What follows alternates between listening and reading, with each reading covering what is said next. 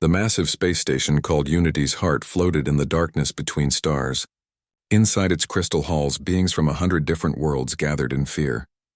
The Galactic Council had not held an emergency meeting like this in 300 years. Speaker Veltar stood at the center of the great chamber. His blue tentacles shook as he spoke to the crowd of alien representatives. His people, the Zephyrians, were known for staying calm. But today even Veltar could not hide his terror. "The reports are confirmed," Veltar said. His voice echoed through the chamber's translation systems. "The Devourers have returned." A wave of panic swept through the assembled aliens. Some made clicking sounds of distress. Others changed colors to show their fear. The Devourers were an old nightmare, a species that ate entire worlds and left nothing behind but empty rocks floating in space. "How many colonies have fallen?" asked Counselor Thexani. Her crystal body reflected the chamber's lights as she spoke. 17 outer rim settlements, Veltar replied. "Our fastest ships barely escaped to bring us the news. The Devourers' bioships are stronger than before. Our energy weapons do nothing to them." Admiral Clethvar of the Fish-like Aquatic Federation slammed his webbed hand on his chair. "This is impossible. We have the most advanced military in galactic history." "A military designed for peace," Veltar said sadly. "Our forces are meant to stop small conflicts between worlds. We have never faced total war against an enemy that wants to eat everything alive." The council chamber fell silent. For 3 centuries, the galaxy had known peace. Wars were rare and small. Most conflicts ended with trade deals and diplomatic agreements. The idea of fighting for survival was almost forgotten. In the far corner of the chamber sat a lone figure that made the other aliens uncomfortable. Ambassador Sarah Chen represented the newest members of the Galactic Council, the humans, from a small world called Earth. The other species found humans strange and unsettling. Chen was a middle-aged woman with gray hair and sharp eyes. She wore a simple blue uniform that looked plain next to the elaborate robes and decorations of the other representatives. But there was something about her stillness that made nearby aliens nervous. "What about the outer defense fleets?" asked General Mordak of the insect-like Hive Collective. "Gone," Veltar said. "The Devourers didn't just destroy them, they consumed them. Turned our own ships into parts of their fleet. The survivors said our vessels were still screaming when they died." Several council members made sounds of horror. The peaceful species of the galaxy had forgotten what real monsters looked like. "We need new strategies," said Counselor Thexani. "Perhaps biological weapons? Or dimensional warfare?" "We tried everything," Admiral Clethvar said. "Energy shields, matter disruptors, quantum torpedoes. Nothing works. The Devourers adapt too quickly. They learn from every attack and become stronger." The debate continued for hours. Each suggestion was shot down by harsh reality. The galaxy's military was simply not designed to fight something like the Devourers. Their weapons were too clean, their tactics too civilized. Finally, Counselor Thexani looked around the chamber with her multifaceted eyes. "Perhaps," she said slowly, "we need to think differently. We need warriors who understand violence in ways we cannot." All eyes turned to Ambassador Chen. The human had sat quietly through the entire meeting, watching and listening. Now she felt the weight of 100 alien gazes. Chen stood up slowly. Her movement was controlled and precise, like a predator that had spotted prey. Several nearby aliens shifted nervously in their seats. "You want our help?" Chen said. It was not a question. "The reports about your species," Veltar said carefully, "suggest that humans have experience with intensive conflict." Chen almost smiled. "The galaxy knew some things about Earth's history. Wars that lasted years. Weapons that could destroy cities. Soldiers who fought until death rather than surrender. Most galactic species found these stories disturbing." "You're asking us to do what we do best," Chen said. "But you need to understand something. Human military doctrine is not like yours. We don't fight clean wars with rules and honor. We fight to win. The Devourers threaten all life in the galaxy," Thexani said. "Surely any methods are acceptable to stop them." Chen walked to the center of the chamber. The aliens gave her space, their instincts warning them to stay away from the human. "You don't understand," she said. "You're asking us to become monsters to fight monsters. Once we start down that path, there's no going back." "What do you mean?" Veltar asked. "Human warfare is not just about weapons and ships," Chen explained. "It's about psychology, fear, pain. We study our enemies until we understand what makes them suffer. Then we use that knowledge without mercy." The chamber was silent. Many of the aliens had never heard anyone speak so casually about causing suffering. The Devourers are a hive mind, Chen continued. They share thoughts and feelings across their entire species. That gives them strength, but it also gives them a weakness. Hurt one and you hurt them all. Terrify one and you terrify them all. You think you can frighten them? Admiral Clethvar asked. I think we can do much worse than that, Chen said. Her smile was cold and sharp. We can teach them what it means to be prey. The aliens looked at each other with growing unease. They had asked for help, but they were starting to realize they might get more than they bargained for. What would you need? Feltar asked finally. Complete freedom to operate, Chen said. No restrictions on weapons or tactics. No observers telling us how to fight. And no questions about our methods afterward. That's asking for a blank check to do anything, Thexani said. Yes, Chen agreed. You called this an extinction-level threat. Do you want to save your species or protect your moral standards? Because you probably can't do both. The debate that followed was fierce. Some council members argued that no enemy was worth abandoning their principles. Others pointed out that dead civilizations don't have principles to worry about. In the end, fear won. The vote was close, but the council agreed to humanity's terms. They would provide the humans with ships, supplies, and complete authority to fight the Devourers however they saw fit. As the meeting ended, many aliens left quickly. They didn't want to spend more time near the human representative than necessary, but a few approached Chen with questions. Will your methods really work? Asked a young crystalline diplomat. Chen looked at the alien with something that might have been pity. Young one, she said, you have no idea what humans are capable of when we stop pretending to be civilized. The Devourers think they're the galaxy's apex predator. They're about to learn that Earth produced something much worse than them. What's worse than a species that eats worlds? Chen's laugh sent chills through every alien in hearing range. A species that's learned to enjoy it. As Chen left the chamber, she was already planning. The galaxy had asked for warriors. They were about to discover that when humans go to war, the line between hero and monster disappears completely. The message went out that night to Earth and her colonies. The call was simple. Prepare for total war against an enemy that showed no mercy. The response would be everything the galaxy feared about humanity, and more than they could imagine. The monsters were coming. The only question was which monsters would be left standing when the war was over. 6 months after the council meeting, the human response arrived in the Kepler system. The alien fleets had expected a massive armada of warships. Instead, they saw 30 vessels that looked nothing like proper military craft. Admiral Marcus Rodriguez commanded the human fleet from his flagship, the Prometheus Unbound. The ship's hull was black and seemed to absorb light rather than reflect it.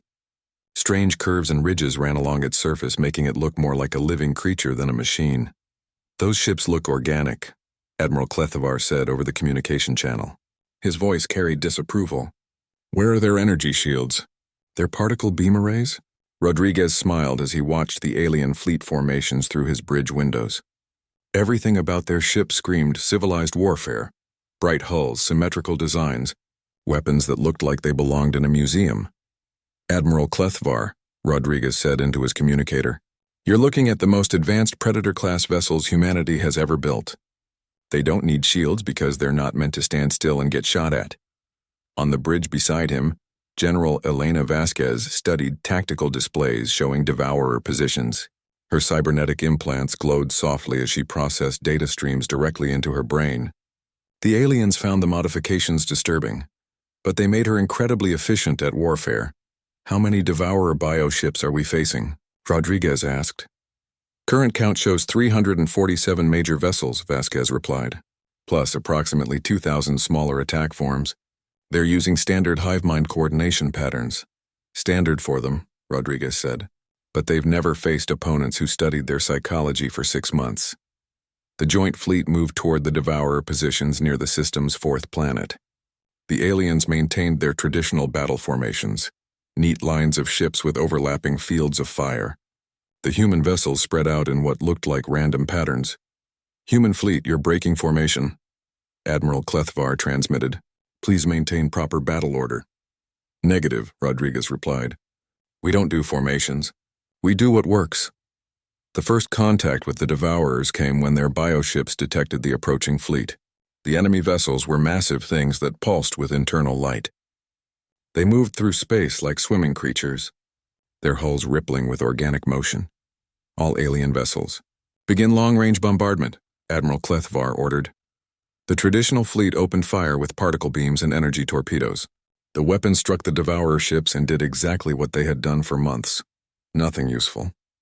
The bioships absorbed the energy and kept coming. Human vessels, why aren't you firing? Thexani demanded from her command ship. Because we're not idiots, General Vasquez answered. Watch and learn. The human ships moved closer to the enemy, ignoring the alien commander's protests. When they finally opened fire, their weapons were unlike anything the galaxy had seen. Instead of energy beams, the human ships launched what looked like living projectiles. The weapons struck the Devourer bioships and burrowed inside, disappearing beneath the organic hulls. What were those? Admiral Clethvar asked. Bioweapons, Rodriguez explained casually. We captured some Devourer tissue 6 months ago and learned how to speak their language. Those little friends we just sent are having conversations with their ship's nervous systems. The effect was immediate and horrifying. The Devourer bioships began writhing in space, their hulls splitting open as internal conflicts tore them apart. The hive mind coordination that made them so effective suddenly became a weakness as panic and pain spread through their network. Impossible, breathed a crystalline observer. You're using their own biology against them? Biology is just chemistry, Rodriguez said. And chemistry is just physics. We're very good at physics. The human assault continued in ways that made the alien observers deeply uncomfortable. Captain Torres led a boarding party onto a crippled Devourer vessel, and the aliens could only listen to the audio transmissions with growing horror. Boarding team, this is Torres. The captain's voice crackled over the communication system. We're inside the target vessel. Beginning neural network disruption. The sounds that followed were unlike anything the aliens had heard before. Organic screaming mixed with electronic noise as the humans systematically destroyed the ship's nervous system while it was still alive. Torres, what's your status? Rodriguez asked. Target vessel's bioneural matrix is compromised, Torres replied. We've injected viral agents into their command pathways. The ship is now attacking its own crew. Several alien officers made sounds of distress. Using an enemy's biology against them was one thing, but turning a ship against its own crew crossed lines they didn't know existed. Captain Torres, Admiral Clethvar said, That's torture. No, Torres replied. Torture implies we're doing this for pleasure. This is just warfare. The ship will die faster this way than if we used conventional weapons. The battle's turning point came when the humans demonstrated their understanding of hive mind psychology. General Vasquez directed her ships to target specific Devourer vessels in a precise pattern that seemed random to the alien observers. What's the targeting strategy? Thexani asked. We're not trying to destroy their fleet, Vasquez explained. We're trying to drive them insane. The human attacks created a cascade of pain and confusion through the Devourer hive mind. Instead of fighting as a coordinated force, the bioships began attacking each other as their shared consciousness collapsed into chaos. They're turning on their own forces, Admiral Clethvar observed with fascination and horror. Hive minds are efficient, Rodriguez said, but they're also fragile. Introduce the right kind of psychological trauma, and the whole network falls apart. Dr. Yuki Tanaka, the expedition's chief scientist, watched the battle from her laboratory ship. She was taking detailed notes on Devourer behavior patterns, studying how their biology responded to human psychological warfare. Fascinating, she said to her alien assistants. Their pain response is distributed across the entire fleet. We can use that. Use it how? Asked her Zephyrian aide. Well, Dr. Tanaka said cheerfully, if pain is shared across the hive mind, then terror should be shared too. I wonder what happens if we introduce specific psychological triggers into their neural network. The alien aide backed away from the human scientist. There was something deeply wrong with how casually she discussed causing suffering. The battle ended when the surviving Devourer ships suddenly stopped fighting and fled the system at maximum speed. The human weapons had done more than damage their fleet. They had created trauma that would spread to other Devourer forces through their shared consciousness. Victory, Admiral Clethvar announced, but his voice carried no celebration. Not victory, Rodriguez corrected. This was just a field test. Now we know their weaknesses. The real war starts when we take this knowledge and scale it up. As the alien fleets began recovery operations, they watched the human ships with new eyes.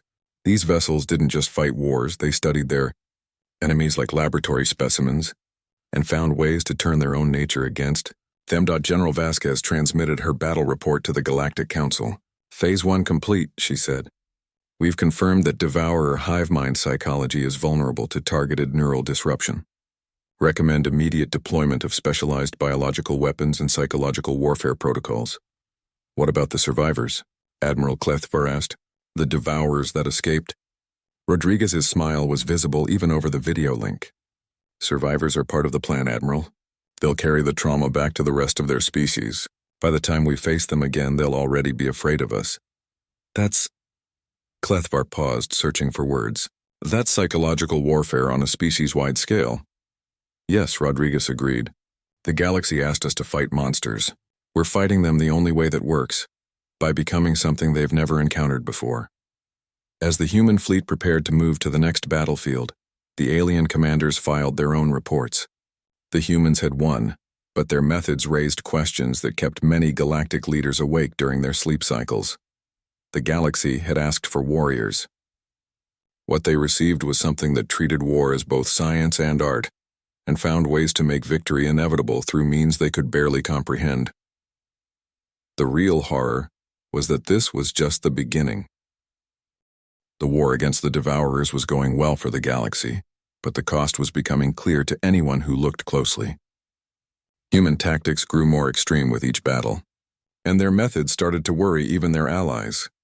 Lieutenant Commander Sarah Kim stood on the bridge of her stealth ship as it approached a devourer breeding world. The planet below was covered in organic structures that pulsed with life, massive biofactories where the enemy created new warriors for their fleet. Target confirmed, Kim reported to Admiral Rodriguez. Breeding complex shows approximately 40 million developing devourer forms. Estimated maturation time is 6 weeks. Proceed with Operation Bitter Harvest, Rodriguez replied. Remember, we're not trying to destroy the breeding complex. We're trying to corrupt it. Kim's team had spent months developing biological weapons specifically designed to attack devourer reproduction. Instead of simply killing the developing creatures, the weapons would alter their genetic structure in subtle ways that wouldn't be noticed until it was too late. Dr. Chen, are the viral packages ready? Kim asked her science officer. Dr. Chen nodded as she checked her equipment. She was no relation to Ambassador Chen, but she shared the same cold efficiency that marked human military scientists. Genetic modification viruses are loaded and ready. Once deployed, they'll spread through the breeding complex and alter the DNA of all developing forms. What exactly will the alterations do? Asked Ensign Torres, the youngest member of the crew. Dr. Chen smiled in a way that made the ensign uncomfortable. The modified devourers will develop normally until they reach maturity. Then their own biology will turn against them. They'll attack their own kind instead of their enemies. The deployment went smoothly. Human infiltration teams landed on the planet and released the viral weapons into the breeding complex's water supply. The virus has spread quickly through the organic structures, invisible to devourer sensors. Package delivered, Kim reported. Extraction complete. The breeding complex shows no signs of distress. Excellent, Rodriguez replied. In 6 weeks, the devourers will receive 40 million new warriors who will immediately turn against them. Their own children will become their executioners. Back at Fleet Command, Admiral Rodriguez met with his senior staff to plan the next phase of operations. The humans had learned to think like their enemies, and the results were devastating but disturbing. Colonel Thane Washington presented his latest intelligence analysis. His cybernetic implants allowed him to process multiple data streams simultaneously, giving him an almost supernatural understanding of devourer behavior. Sir, Washington said, our psychological warfare is having unexpected effects. The devourer hive mind is beginning to fragment. Some sectors are refusing orders from the central consciousness. Explain, Rodriguez ordered. The trauma we've been inflicting isn't just affecting individual ships, Washington continued. It's damaging the neural pathways that hold their society together.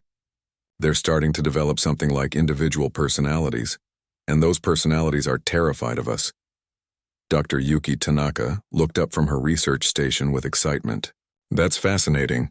We're accidentally causing evolutionary pressure on their consciousness. They're developing fear as a survival trait. Is that useful to us? General Vasquez asked. Very useful, Dr. Tanaka replied. Fear makes creatures predictable, and predictable enemies are easy to manipulate. The conversation was interrupted by an urgent communication from the Galactic Council. Counselor Veltar appeared on the main screen, his tentacles showing signs of extreme stress. Admiral Rodriguez, Veltar said, we need to discuss your recent operations. Some of your methods are concerning our ethicists. Which methods specifically? Rodriguez asked calmly. The biological weapons used on the breeding worlds, Veltar replied, turning their children against them. Many council members consider this a war crime. Rodriguez exchanged glances with his officers. They had expected this conversation eventually. Counselor, Rodriguez said, when you asked for our help, did you want us to fight a clean war with rules and honor? We wanted you to defeat the Devourers, Veltar admitted. Then let us do our job, Rodriguez replied. Every method we use saves galactic lives. Would you prefer we use conventional tactics that take longer and result in more casualties? But the ethical implications are your problem, not ours, General Vasquez interrupted. You asked us to become monsters to fight monsters. Don't complain when we actually do it. The council meeting that followed was tense. Many alien representatives expressed horror at human tactics, but none could argue with the results. Devourer forces were retreating from every front, and their coordinated attacks had become chaotic and ineffective. Ambassador Chen addressed the council's concerns with her usual cold logic. You're trying to apply peacetime morality to an extinction war, she said. The Devourers don't follow your ethical guidelines. They eat entire civilizations alive. Do you really think they deserve the protection of laws they don't recognize? But if we abandon our principles, Counselor Thexani argued, what makes us different from them? The fact that we're still alive, Chen replied bluntly. Meanwhile, human forces continued their psychological assault on the Devourer hive mind. Captain Torres led a special operations team that captured a Devourer queen mind, one of the senior consciousness nodes that coordinated fleet operations. Instead of killing the queen mind, the humans kept it alive and used advanced neural interfaces to extract strategic information. The process was designed to be as psychologically traumatic as possible, sending waves of terror through the connected Devourer network. The queen mind is providing excellent intelligence, Torres reported to Admiral Rodriguez. We now have complete maps of their command structure and strategic plans. Good, Rodriguez replied. But don't let it die too quickly. The psychological damage it's broadcasting is more valuable than any information we could extract. Dr. Tanaka studied the captured queen mind with scientific fascination. It's remarkable how their consciousness works, she told her research team. Pain experienced by one individual spreads through the entire network. We can use this to create targeted psychological weapons. Targeted how? Asked her assistant. Well, Dr. Tanaka said cheerfully, if we can identify the specific neural patterns that cause maximum trauma in their species, we can broadcast those patterns directly into their communication networks. Imagine an entire fleet being driven insane simultaneously. The assistant backed away from the human scientist. There was something deeply disturbing about how excited she sounded when discussing mass psychological torture. The war's turning point came when human forces demonstrated their most terrifying capability. A Devourer fleet approaching the Centauri system suddenly stopped attacking and began destroying itself. What happened? Admiral Clethvar demanded. We sent them a message, General Vasquez explained calmly. What kind of message? A very special one, Rodriguez answered. Dr. Tanaka developed a new form of psychological warfare. We broadcast neural patterns that trigger specific phobias in the Devourer hive mind. You gave an entire fleet a panic attack? Clethvar asked in disbelief. More than that, Dr. Tanaka said proudly. We gave them species-wide claustrophobia. Their own ships now feel like prisons to them. They'd rather die than stay inside their vessels. The alien commanders watched in horror as an entire Devourer fleet tore itself apart in space. The bioships clawed at their own hulls, trying to escape from something that existed only in their collective mind. This is madness, Admiral Clethvar whispered. This is victory, Rodriguez corrected. The Devourers are learning that attacking the galaxy means facing enemies who understand fear better than they understand themselves. As news of the victory spread, many galactic species began to ask uncomfortable questions about their human allies. The humans were winning the war, But they were doing it by becoming something that treated suffering as a strategic resource. Counselor Veltar sent a private message to Ambassador Chen. "Is there no limit to what your people will do?" Chen's reply was immediate and chilling. "You asked us to save the galaxy from extinction. We're doing exactly that. If you wanted us to preserve your moral comfort, you should have specified that in the original request." The war against the Devourers was nearly over, but the galaxy was starting to realize they had created a new problem. The humans weren't just defeating their enemies. They were evolving into something specifically designed to be the perfect predator for any threat the universe might produce. And once that evolution was complete, there would be no turning back. The monsters the galaxy had requested were becoming more monstrous than anyone had imagined possible. The only question was whether they would remain humanity's friends when the war was over. The final assault on the Devourer homeworld began with humanity leading an army that barely looked human anymore. General Vasquez stood on the command deck of her flagship, watching the massive bioplanet that had spawned the galaxy's nightmare. Her appearance had changed dramatically during the war. Cybernetic implants covered half her skull, glowing with soft blue light as they processed combat data directly into her brain. Biomechanical enhancements allowed her to interface with captured Devourer technology, and her eyes had been replaced with sensors that could see across multiple spectrums. "Target analysis complete," she reported to Admiral Rodriguez. "The homeworld contains approximately 12 billion Devourer entities, including 47 queen minds and 1 primary consciousness." Rodriguez himself was barely recognizable as the man who had first arrived in the Kepler system. His body had been extensively modified with technology that combined human engineering with captured alien science. Neural links allowed him to command his fleet through thought alone, and biomechanical organs gave him capabilities that pushed the boundaries of what could be called human. "Begin Phase 1, Rodriguez ordered. "Deploy the evolution weapons." The human fleet had grown beyond normal warships into something that defied classification. The vessels were part machine, part living organism, and part quantum phenomenon. They responded to their crew's thoughts and adapted to threats in real time. Captain Torres led the first wave of assault troops toward the planet's surface. Her soldiers were no longer recognizable as the humans who had answered the galaxy's call for help. They wore armor that was grown rather than manufactured, weapons that fed on their enemies' fear, and carried modifications that allowed them to survive in environments that would kill baseline humans. "Landing zone secured," Torres reported.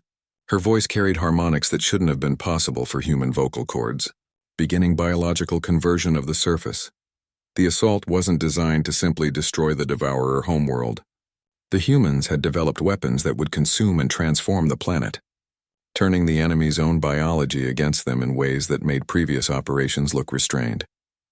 Dr. Tanaka coordinated the operation from her research vessel, which had evolved into something that existed partially in normal space and partially in dimensions that human science had learned to access. She was no longer entirely human herself. Her consciousness had been expanded to process multiple reality streams simultaneously. "Conversion process is proceeding normally," she reported, with cheerful satisfaction. "The planetary biomass is accepting our modifications. Within 6 hours, the entire world will be working for us instead of against us." The alien observers watched in fascination and horror as the human weapons didn't just attack the Devourer homeworld, they transformed it. Biomechanical viruses spread across the planet's surface, rewriting the genetic code of everything they touched. "What exactly are you doing to their world?" Admiral Klethvar asked from his observation ship. "We're improving it," Dr. Tanaka replied happily. "The Devourers built their homeworld as a perfect hive mind environment. We're keeping that design but changing who controls it." The transformation was visible from space. The planet's surface changed color as human bioweapons spread across continents, converting Devourer cities and installations into something that served human purposes instead.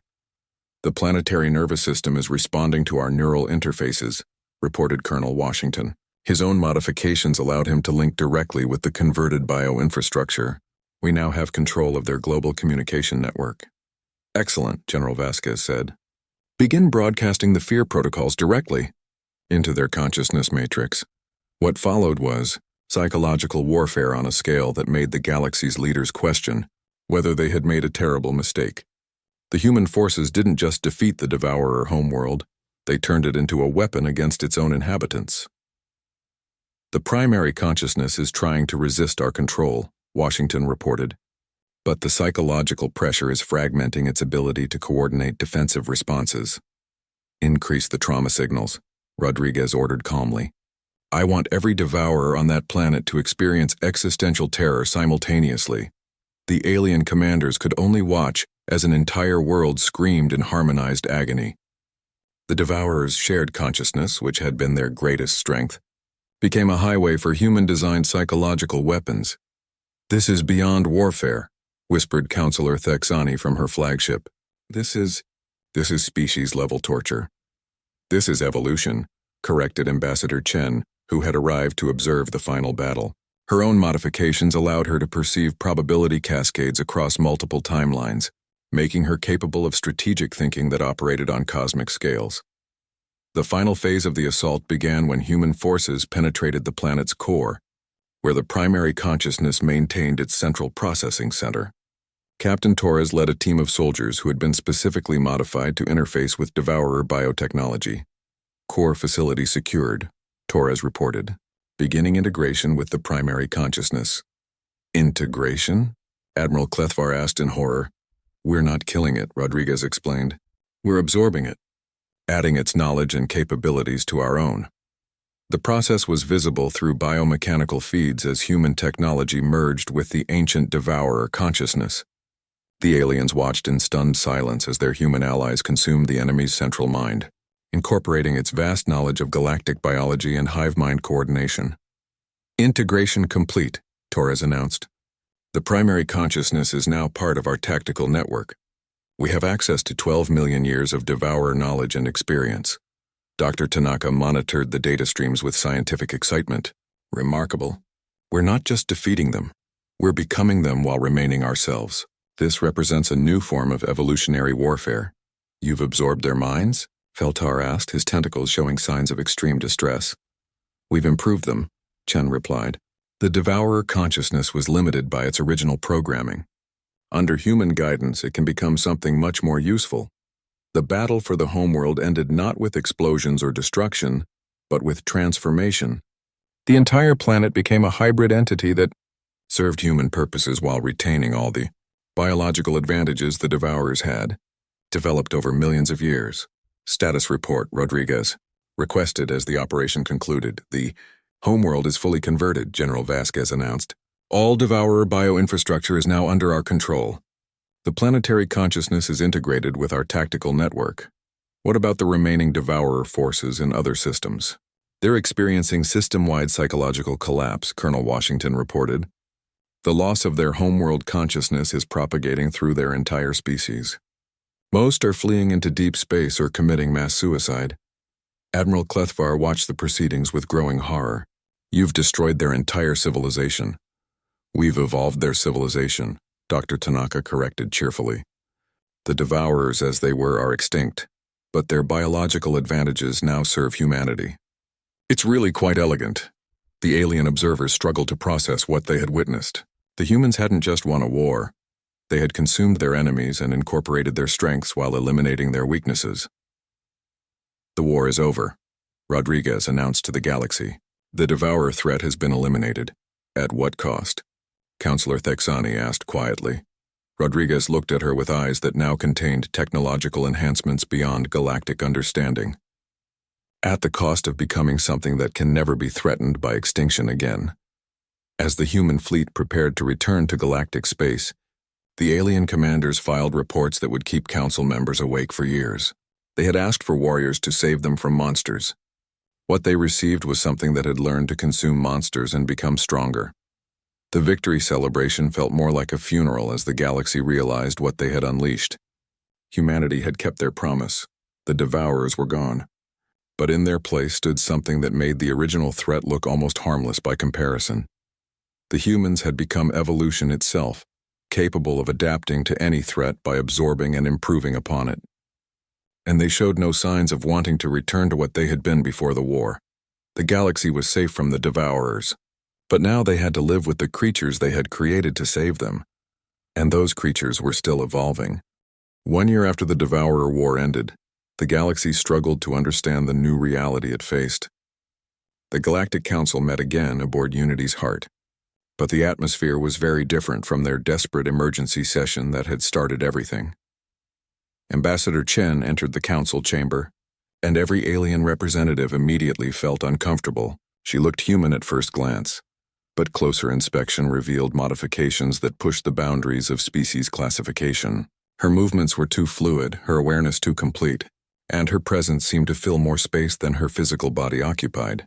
The Council recognizes Ambassador Chen of the Terran Federation, Speaker Veltar announced. His voice carried much less confidence than it had before the war. Chen smiled as she looked around the chamber. Her expression was pleasant, but several alien representatives noticed that her teeth had been replaced with something that looked more efficient for processing complex proteins. "Thank you, Speaker Veltar," Chen said. "I understand the Council has concerns about humanity's recent expansion and development programs." "Concerns is putting it mildly," Admiral Clethvar said. "Your species has colonized 47 new systems in the past year. Your technology has advanced beyond anything we can understand, and your population growth rate suggests biological modifications that violate several galactic treaties." "Which treaties specifically?" Chen asked with genuine curiosity. "The Biological Enhancement Accords of 2387, Counselor Thexani replied. "The Species Purity Conventions." "The Consciousness Limitation Agreements," Chen nodded thoughtfully. "Ah yes, those were designed to prevent the kind of evolutionary warfare we used against the Devourers." "I can see why you'd be concerned. Are you still human?" Veltar asked directly. The question hung in the chamber's artificial atmosphere.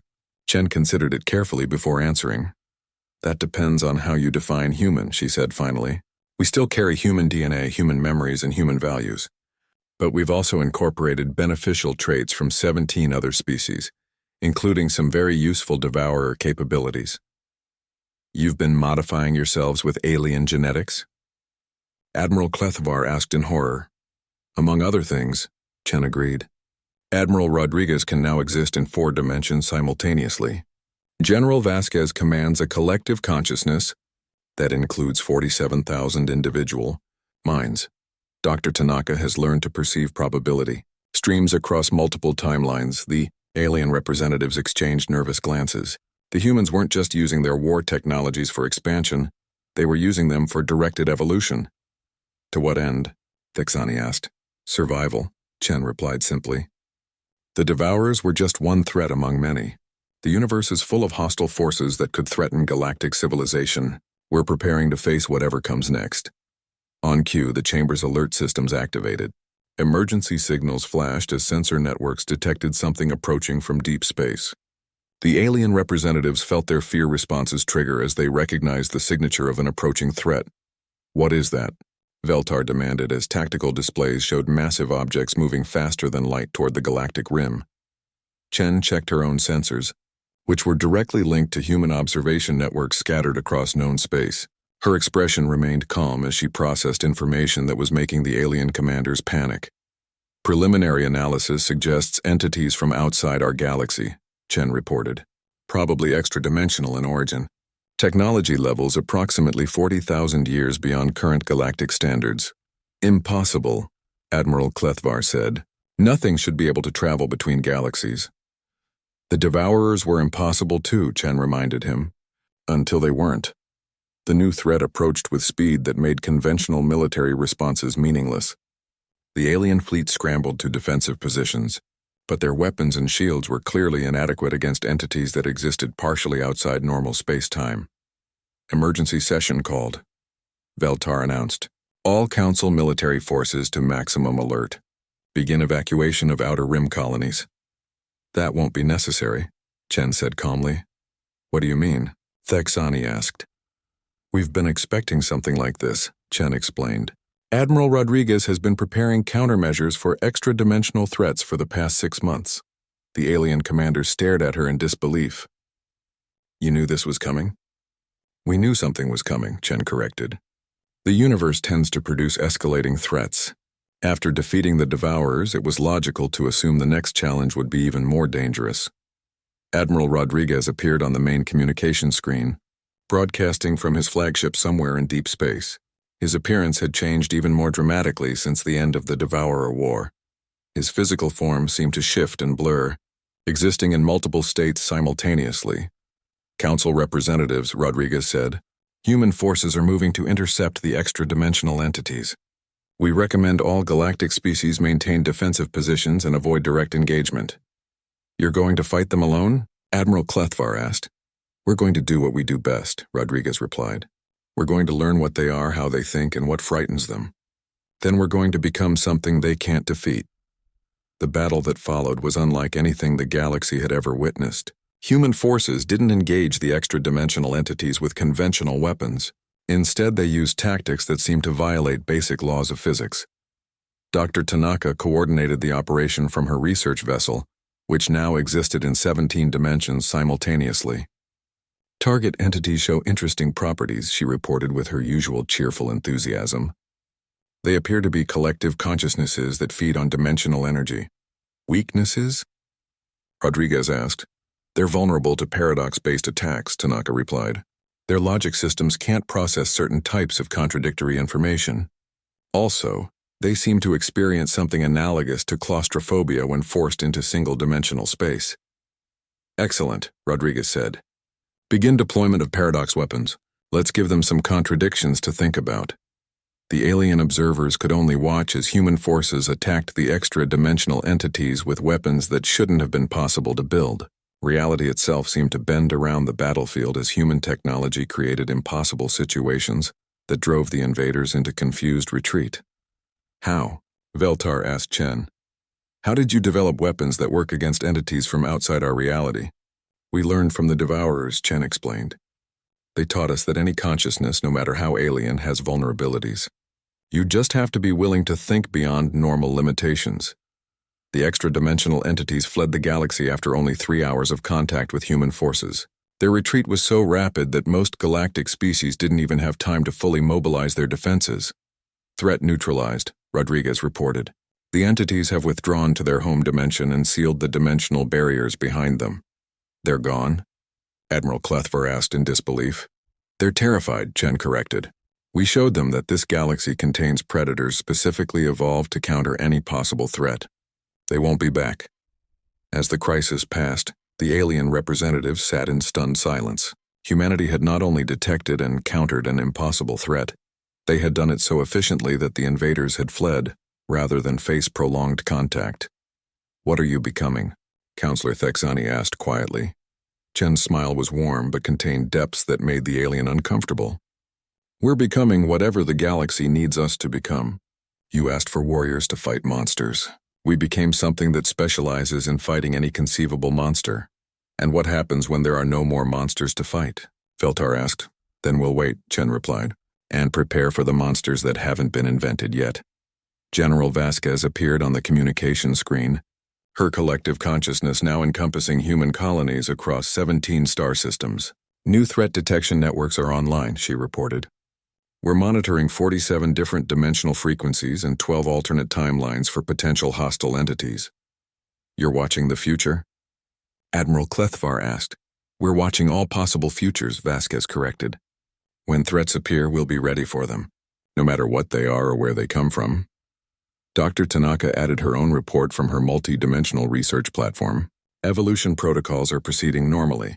Current human population includes modifications for vacuum survival, temporal perception, quantum consciousness, and dimensional phase shifting. We should be ready for threats that don't exist yet within the next decade. The council session ended with an uncomfortable understanding. The galaxy was safer than it had ever been, protected by beings who had evolved specifically to counter any possible threat. But those protectors were no longer quite human, and they showed no interest in returning to what they had been. Final question, Veltar said as Chen prepared to leave. Are you still our allies? Chen paused at the chamber's entrance.